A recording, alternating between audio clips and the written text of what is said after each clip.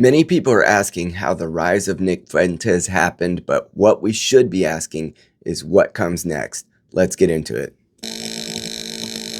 We have a very large cohort of very radical young men who have decided that this civilization is there to destroy them or to harm them or to treat them as a servant class, and they'd rather tear it down. And so the question is, well, what do we do from this point onwards? Because in many ways they have a really legitimate point, which is against people of our age and older.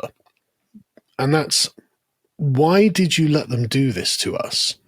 My name is Casey, and I have been a husband, a therapist, a father, and a conservative man for more than a decade, and I have seen the rise of the Zoomerwaffen. The Zoomers have come to the table, forced their way through because no one else was going to let them there. If you'd like to see a future with Zoomers in it, especially Zoomer young men, please like, share, and subscribe. Let's let them back at the table if we have any power to pull out the chair for them. Recently on his podcast, Bret Weinstein had on Carl Benjamin, who I deeply respect and listen to, formerly Sargon of Akkad, and they were discussing the phenomenon of what led to Nick Fuentes' new rise in popularity.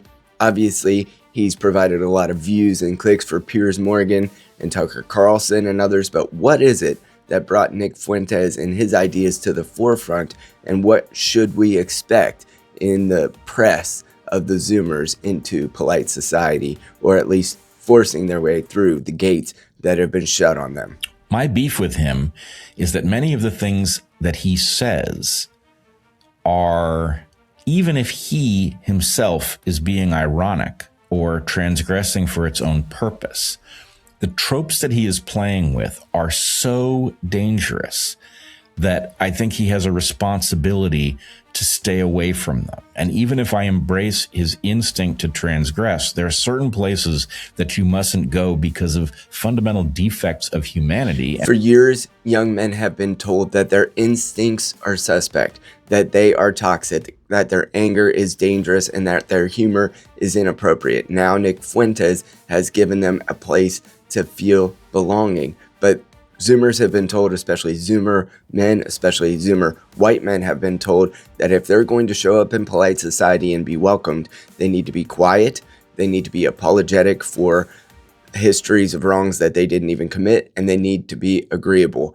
And young men, if there are one thing more than any other, it is not agreeable. And that has been adaptively given to them in order that they would accomplish many of the great things, the pioneering that happened over the course of the last centuries that have gone past us. And so if we are going to be able to utilize and siphon that anger and that frustration and that desire to build, we need to put them in an appropriate vehicle to be able to do so. And partially Nick Fuentes, even with all of the language and disagreeable things that he says, he has found a way to give them what feels like an insider's track into having community. And that community, which they've been dissociated from, they've been pushed away from for so many years. And a lot of it that suggests actually these men should have been incorporated into the power structures, into the hierarchies, not just for themselves either, but actually for everyone else. Jordan Peterson makes this point quite regularly, or used to before he fell ill, obviously, that the kind of men that women want to marry are not men who earn less than they do.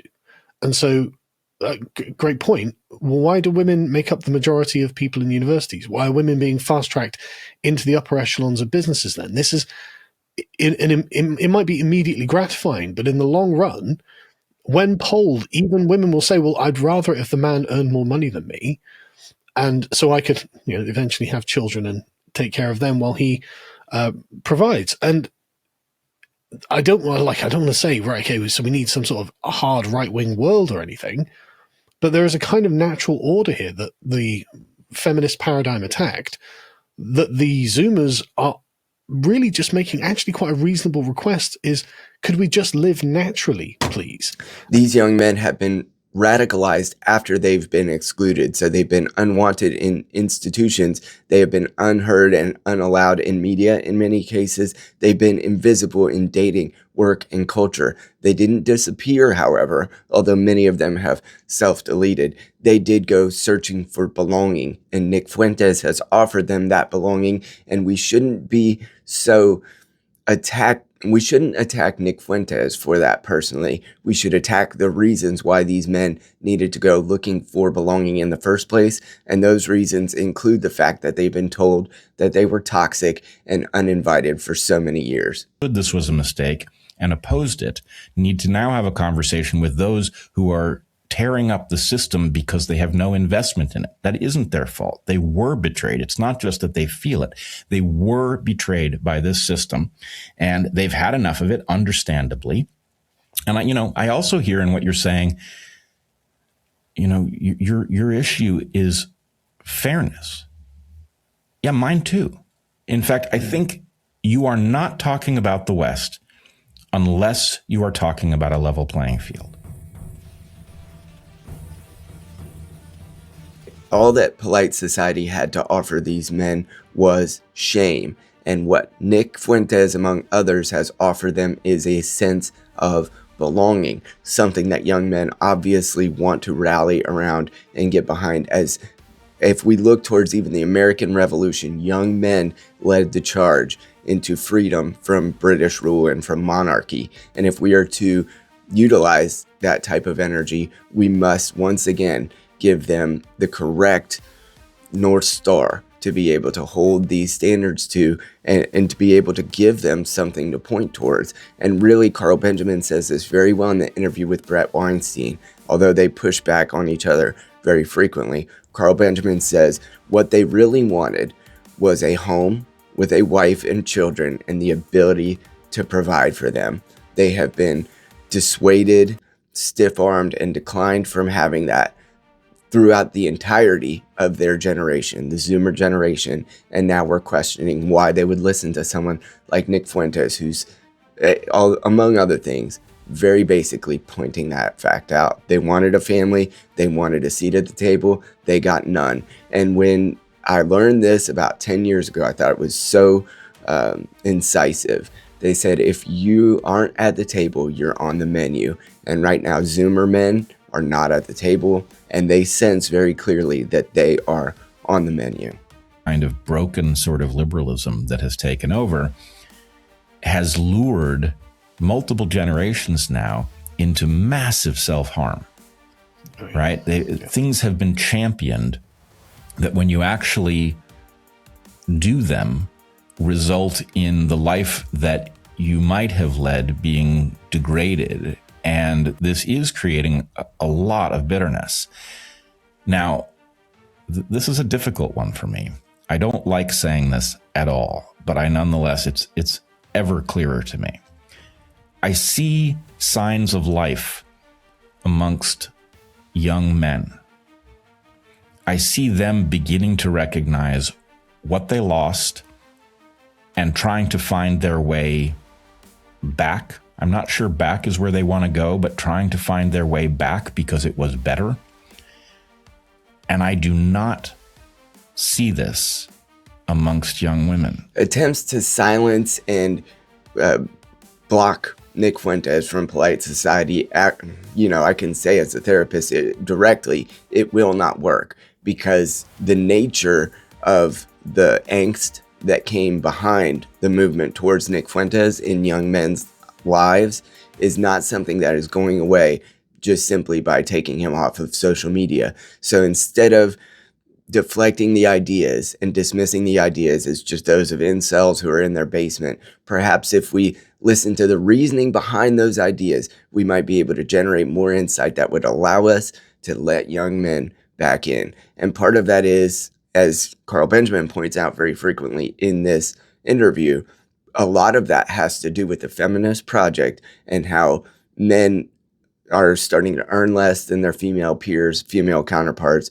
They are starting to be told that their nature of risk-taking within the workplace is something that will get them called into HR, and that even the pursuits that they have of dominance and competition are all things that are toxic. Those instincts must be re-ratified so that we can let them have what they should, which is an opportunity and fairness and equality, which has been taken from them. And then they were told that they were supposed to apologize, that their fair opportunity and seat at the table has been taken away from them throughout their entire lives. And by the way, if you want it back, you're toxic.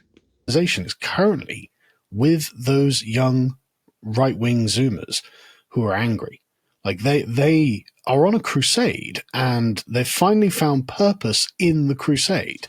What these young men probably want more than anything is purpose, belonging, meaning, and responsibility. And until we are willing to give them a fair opportunity to have those things back, we will continue to hear from the Nick Fuenteses of the world.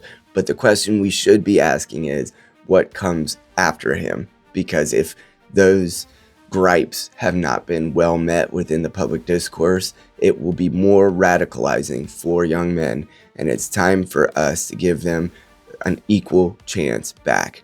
And if you would love for men and young men to have an equal seat at the table again, please like, share, and subscribe so that we can support them together. And they have my very direct apology. I am sorry, Zoomers. Millennials, my generation, have a lot to do with the ways that we all, too, were propagandized. And then we decided to take that propaganda to heart. And we believed what we were being told about many of these social projects that have precluded you from having a seat at the table. You have my apology. But the question is not what happened to this point. We've identified the monster, the Leviathan. The question is, how do we slay that Leviathan so that you get what you should? If you can do that with me, please like, share, and subscribe. I'll talk to you soon.